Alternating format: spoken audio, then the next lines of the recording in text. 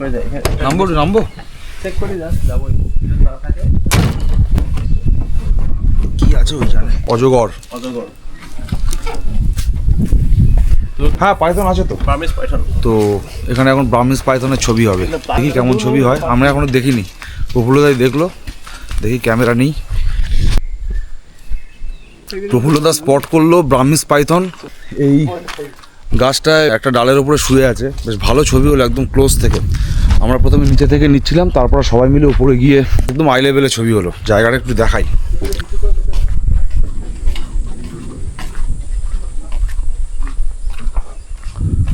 এই হচ্ছে জায়গা, কি সুন্দর।